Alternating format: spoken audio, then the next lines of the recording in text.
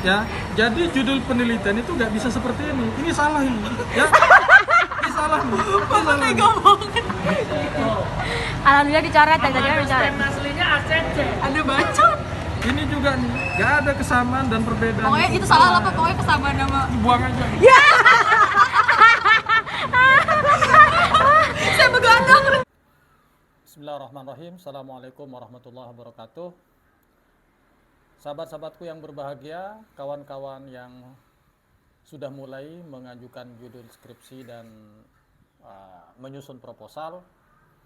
Pada kesempatan kali ini saya ingin mencoba menjawab beberapa chat dari kawan-kawan mahasiswa terkait apa yang sedang mereka kerjakan saat ini berkenaan dengan waktu penyusunan atau pengajuan judul, kemudian penyusunan proposal sampai pada proses bimbingan dan sidang mungkin nantinya. Jadi ada chat yang dari saya rahasiakan namanya saja, dari Bunga. Dia menanyakan, apakah judul setelah disetujui prodi dapat dibatalkan atau dirubah oleh dosen pembimbing? Jadi, apakah judul setelah disetujui prodi dapat dibatalkan atau dirubah oleh dosen pembimbing? Jadi ya, yang saya tahu teman-teman bahwa beberapa hari yang lalu itu sudah kawan-kawan sudah mengajukan judul untuk dikonsultasikan ke pihak program studi sesuai dengan jurusannya. Dan kemudian dari alternatif judul yang teman-teman ajukan itu ada yang ditolak dan ada yang disetujui. Sehingga pada tahap ini tugas teman-teman adalah membuat proposal, menyusun proposal pada judul yang disetujui. Jadi saya harap teman-teman fokus kepada itu dulu.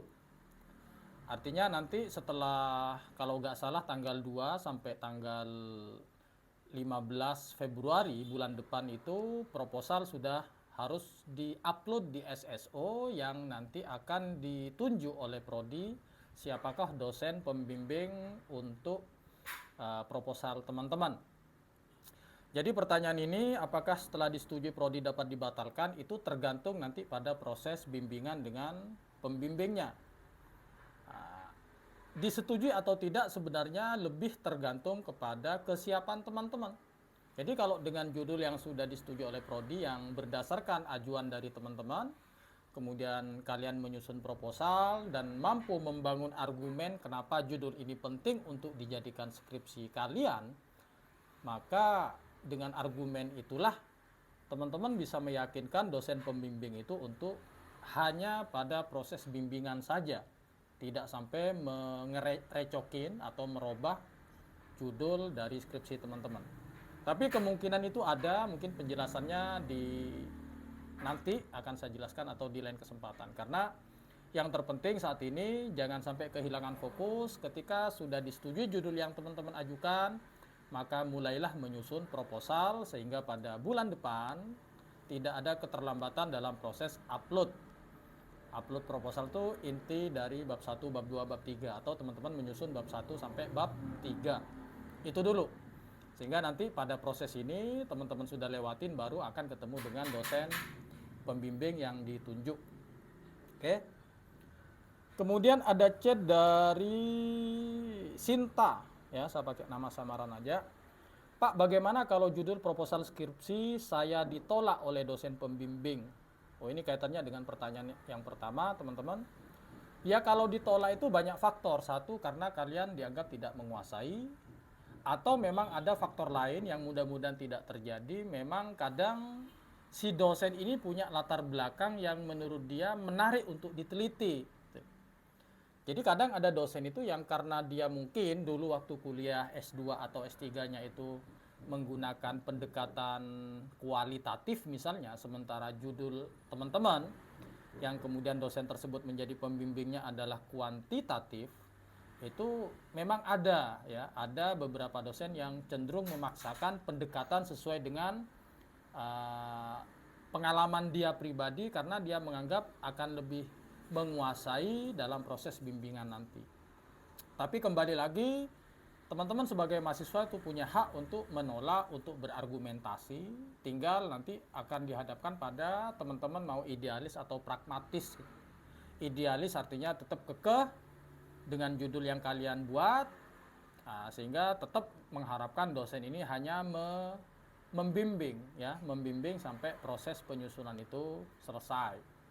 Atau mau pragmatis, pragmatis artinya ya udah ikuti aja apa maunya dosen pembimbing, karena tiap dosen itu punya style yang berbeda, sehingga kita pun harus menggunakan pendekatan yang jangan sampai menyinggung perasaan dan seterusnya. Oke, kemudian ada pertanyaan dari Susi, ya. Pak, beda pembimbing 1 dan 2 itu apa? Ya. Dalam penelitian itu kadang ada mahasiswa yang mendapatkan 1 dosen pembimbing saja, tapi ada juga yang mendapatkan pembimbing 1 dan pembimbing 2. Jadi secara sederhana, teman-teman, pembimbing 1 itu lebih kepada isi, ya, lebih kepada isi, lebih kepada variabel yang digunakan, positioning variabel dependent dan independennya, kemudian kenapa judul ini menarik untuk diteliti, kira-kira arah analisisnya mau kemana, itu menjadi wilayah pembimbing 1. Sementara pembimbing 2 itu lebih ke metodologinya. Metodologi ini kalau kualitatif itu kira-kira nanti pendekatannya, analisis datanya menggunakan apa, untuk mendapatkan datanya itu bagaimana, teknik perolehan datanya, wawancaranya seperti apa, sampai kepada bentuk analisisnya seperti apa. Kalau kualitatif. Kalau kuantitatif, pembimbing 2 itu bertanggung jawab kepada analisis statistiknya. Karena metodenya kuantitatif, maka pembimbing 2 akan lebih konsentrasi kepada bagaimana penentuan populasi sampelnya, kemudian teknik pengumpulan datanya seperti apa, ya kan? Teknik samplingnya bagaimana, analisis data statistiknya seperti apa. Nah, itu semuanya itu menjadi tugas dari pembimbing 2, dari uji normalitas data, validitas, reliabilitas, heteroskedastisitas, multikolinearitas, kemudian sampai pada regresinya, linier, sederhana, berganda, pada nilai koefisien korelasi, koefisien determinasi, sampai pada uji hipotesis. Nah, tapi kembali lagi, pembimbing 1 dan 2 itu harus sinkron, jadi tinggal bagaimana teman-teman pinter untuk membangun komunikasi yang baik, sehingga jangan sampai terjadi benturan perbedaan pendapat antara yang dimaksud pembimbing 1 seperti ini, kok pembimbing 2-nya beda misalnya. Itu biasanya kesalahan lebih kepada kurangnya pemahaman si mahasiswa itu memposisikan pembimbing 1 diskusinya tentang apa, dan pembimbing 2 itu proses bimbingannya bagaimana. Jadi itu aja. Kemudian pertanyaan dari Agus. Apa kiat sukses bimbingan berdasarkan pengalaman Bapak?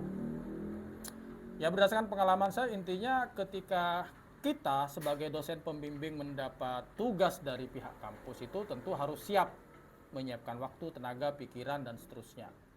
Cuman pada kasus tertentu memang sering terjadi benturan antara waktu senggang mahasiswa atau waktu mahasiswa itu bisa ketemu kita dengan waktu kita untuk bisa meluangkan waktu memberikan bimbingan.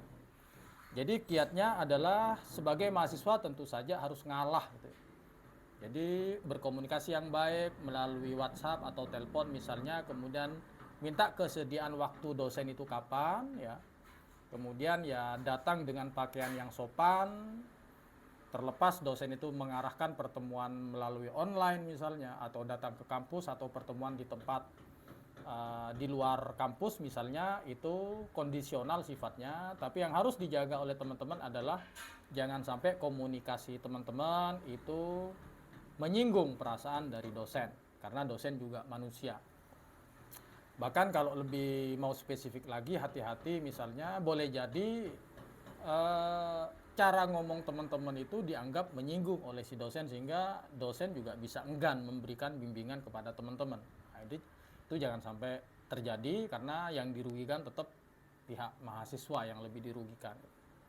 Jadi kalau bicara kiat sukses bimbingan berdasarkan pengalaman, ya standar saja, ada komunikasi yang terbangun, ada schedule pertemuan, kemudian biar teman-teman itu juga puas dengan proses dengan arahan yang disampaikan oleh dosen itu, untuk mencatat Jadi kalau diarahkan seperti apa, pertemuan kedua, arahan itu sudah teman-teman bisa sampaikan ke dosen, Pak, kemarin Bapak mengarahkan seperti ini dan sudah saya lakukan perbaikan, Pak, ini ada di halaman sekian dan seterusnya. Kemudian yang kedua, Bapak kemarin minta metodologinya misalnya dirubah seperti ini, menggunakan rujukan ini, itu juga sudah kami perbaiki, sudah saya perbaiki, Pak, pada skripsi saya halaman sekian dan seterusnya. Sehingga dosen merasa apa yang direkomendasikan diikuti oleh teman-teman. Nah, itu juga menjadi faktor proses bimbingan itu akan menjadi lancar, aman, terkendali. Ya.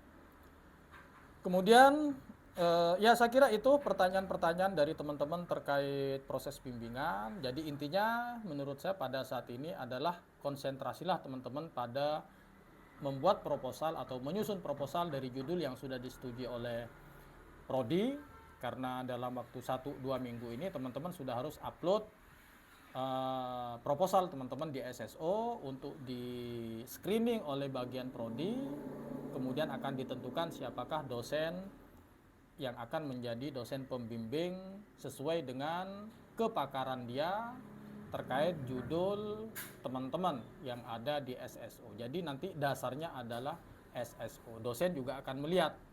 Biasanya dosen itu sudah ya langsung aja masuk pada proses bimbingan atau metodologi atau penulisan. Tidak ada masalah pada judul, karena apa? Dianggap judul sudah berdasarkan yang dimaui oleh Prodi kan gitu. Oke, saya kira itu teman-teman, semoga bermanfaat. Assalamualaikum warahmatullahi wabarakatuh. Coba kopi papa nih. Kopi papa coba. Enak nggak? Yang ini. Nih. Dia nyoba kopi Sanger, guys. Lihat ekspresinya.